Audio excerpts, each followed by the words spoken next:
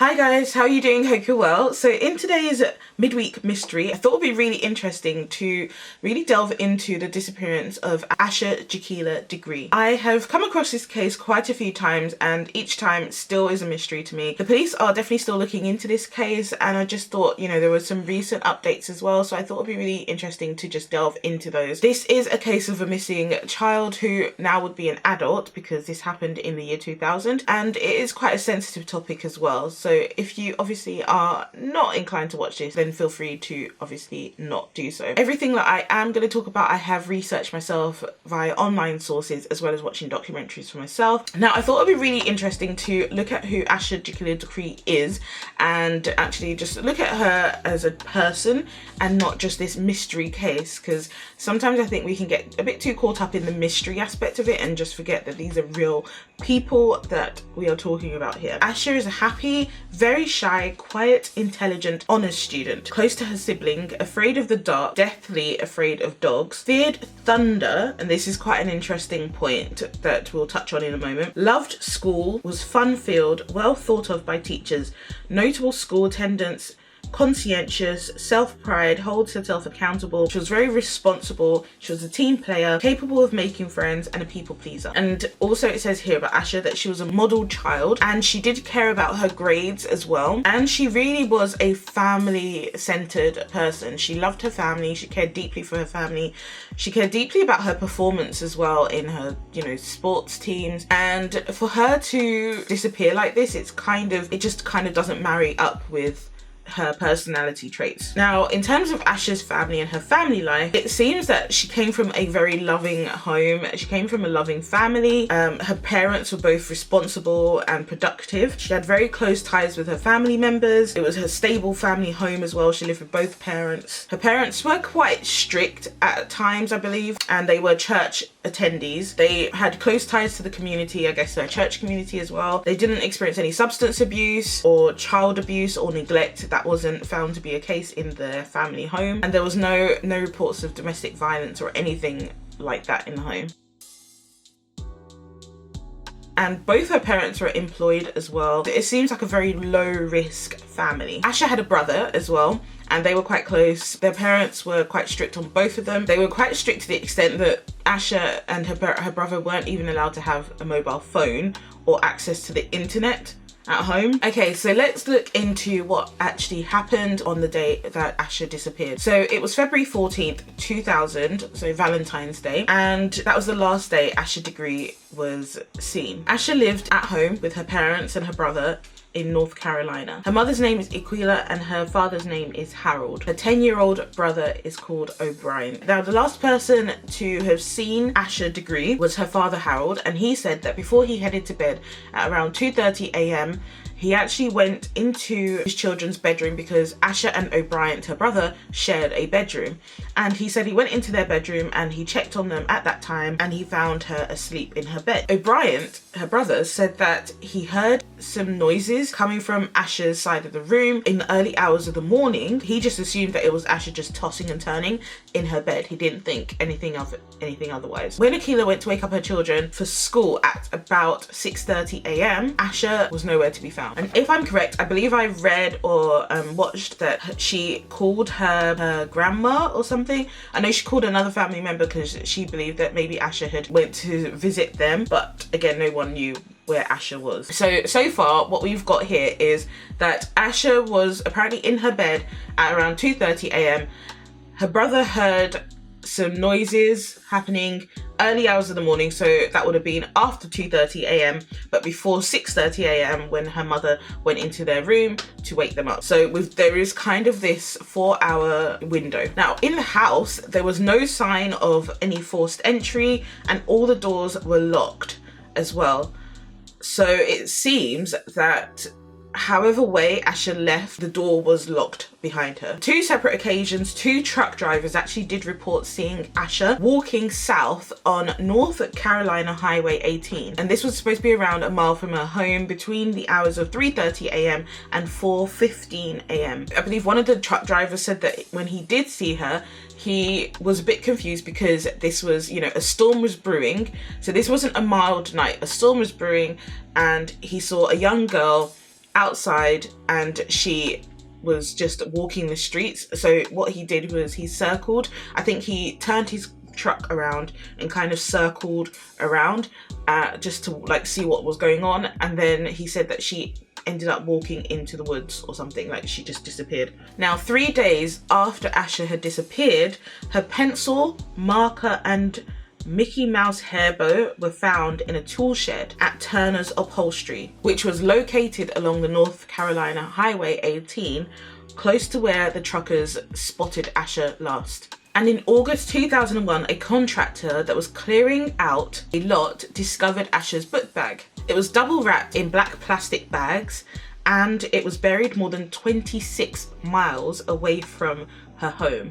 It was sent for tests and the results have never been released to the public. Now, Asha has been searched for tirelessly. Like, I don't think her family have ever rested, and even the police force, I believe last year, said that they were reopening this case because they just could not understand why she has not been found. And from what I do believe, so far the North Carolina police do believe that Asha may still be alive, and they have produced progress photos of her, of what she might look like older. Just to give you a bit more background as to Asha, she was born August 5th, 1990, and she was 9 years old when she disappeared. Asha is 4 foot 6 inches tall and 60 pounds. Asha is an African American female.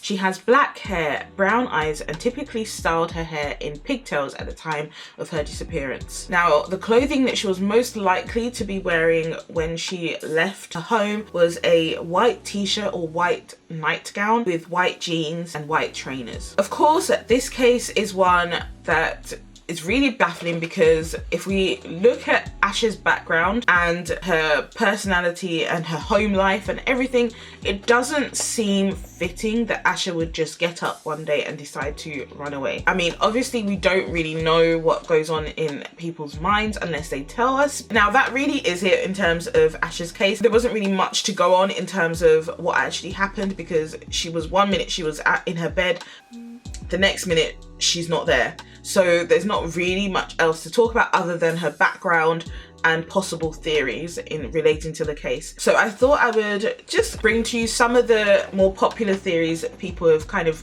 gone on, and yeah, you guys can also discuss it down below if you have any other points that you wanted to discuss in this video. Now, one of the theories that have been quite popular is that Asha probably was sleepwalking. Now, even though this is a popular theory, it is ridiculed by quite a lot of people as well. The questions have been put forward as to if she was sleepwalking, then she was very focused while she was sleepwalking, because she would have had to get dressed, she would have had to pack her bags, she would have had to, you know, leave the house quietly, do everything really quietly, then leave the house and lock the door as well whilst in her sleepwalking state. And also, like I mentioned before, the weather condition on the night that Asha left her home was not good. It was windy, it was raining, a storm was brewing, it wasn't of good, it was like heavy rain.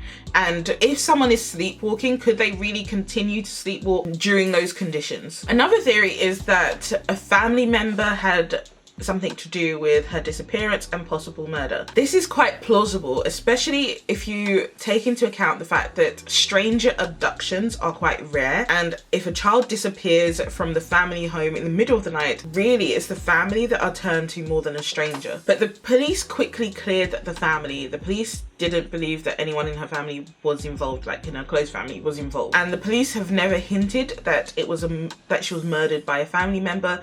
And as I mentioned before, and we looked at her background, you could see the kind of family that she did grow up in, and it just didn't marry together. And the fact that her parents have tirelessly been working to find Asha really doesn't suggest that they had anything really to do with her disappearance. They've even stayed in the same house that she disappeared from because they believe that one day she will return. So to say that it was her family that did this it's a bit much, I think. And her mum has been quoted as saying that, "I never suspected my husband or my son. Not ever. Never, ever. Another theory is that she was possibly abducted from her home, from her bed, but again, this one is quite difficult to agree with. I mean, how would an abductor have entered her room without her brother noticing? I mean, he did say that he heard some noise going on, but it's quite difficult to not notice another person,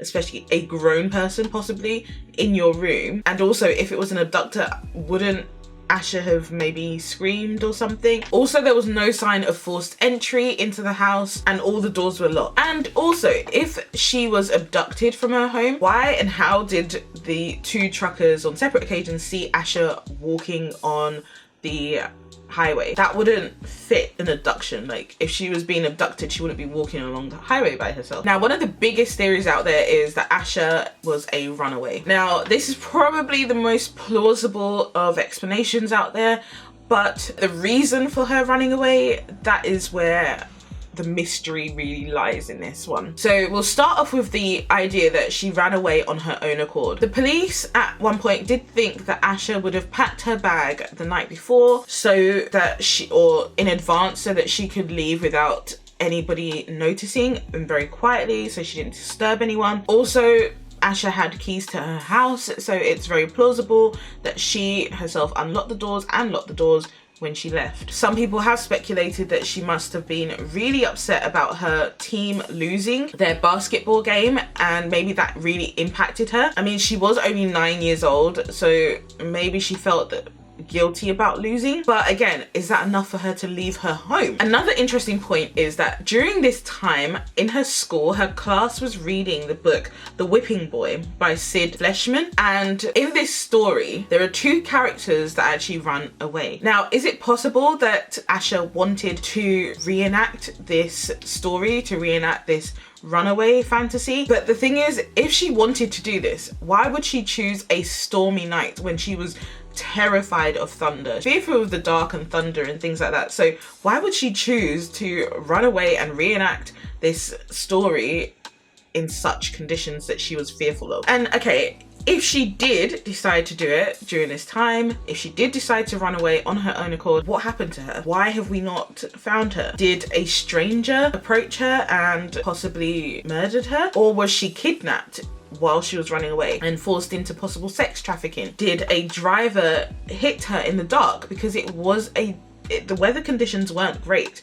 So did someone hit her? Did a truck hit her and therefore, I don't know, hide her body? Like, we just don't know what happened to her if she did choose to run away. And if none of that happened, why has she not returned? It could be that she ran away because somebody else talked her into running away. Now, some people argue that she might have run away because somebody that she knew told her to do so. Now, this is quite a difficult one to kind of comprehend, because if you actually look at their background, the children were very heavily protected by their parents, actually very sheltered. They live a very sheltered life. As I mentioned before, they did not have access to the outside world like a lot of children may have done. They didn't have internet access because their parents didn't let them. They didn't have mobile phones. You know, they were still quite young. So, I mean, it's not terrible. I mean, nowadays, yes, children, they will have mobile phones and iPads and all of that sort of stuff.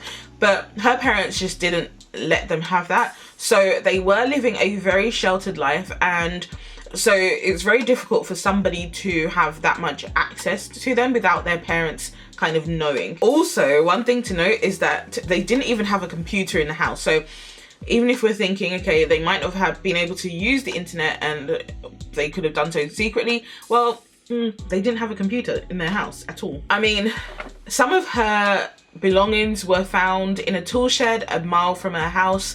So was it the case that the person that convinced her to run away, was that where they told her to meet them? And I would just really like to know, how did she get so close to someone for them to have that interaction with her? Was it someone from school? Was it on her way back from school that she met someone that would speak to her about this? It's just very difficult to understand, very difficult to grasp as to how this interaction would have happened? Was it someone in the church community? Because you have to start thinking beyond that. You have to think to yourself, okay, who would have had access to her quite easily, and where would they have had access to her quite easily? Asha's family and the police as well really do believe that and have hope that Asha is still alive. Her mum says, "I'm still expecting to see her walking in the door.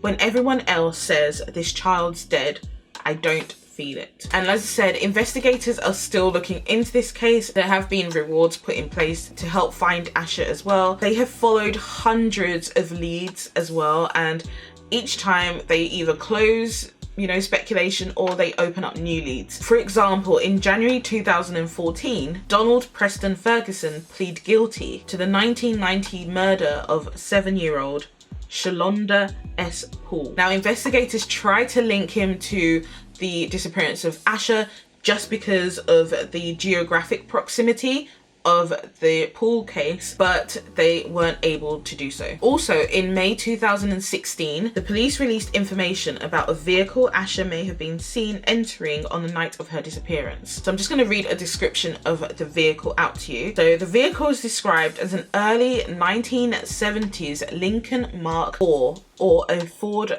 Thunderbird with rust around the wheel wells, but nothing has ever come of this lead, and I don't even think they found these vehicles. And it's just a sad case because her parents have just not, and family have just not had answers, and this has been 18 years of torment and torture for them, not knowing if their daughter is alive, not knowing if she's dead. Like, they just don't even have closure in the sense of what happened to her, like nothing, let alone who did something to her, if anything has happened to her. And it's just a painful time for them, and I really hope that Asha is found, and I really hope that questions begin to be answered. The FBI is offering a $25,000 reward, and the community is offering an additional $20,000 reward for information leading to an arrest and conviction of the person responsible for Asha's disappearance. So yeah, hopefully you guys found this one interesting, and again, if you want to do your own research, then there's a lot of information out there. I didn't probably include everything in this video, but I think I have covered the basics and given you some food for thought here, and hopefully we do see a shift in this investigation and Asha's case is solved. Thank you so much for watching, guys. I will see you very soon in my next video. Don't forget to check out my other midweek mystery videos, and if you did enjoy this one, then don't forget to give it a thumbs up, and also subscribe to my channel for more if you want to see more. Thanks so much for watching, guys, and I'll see you soon. Take care. Bye.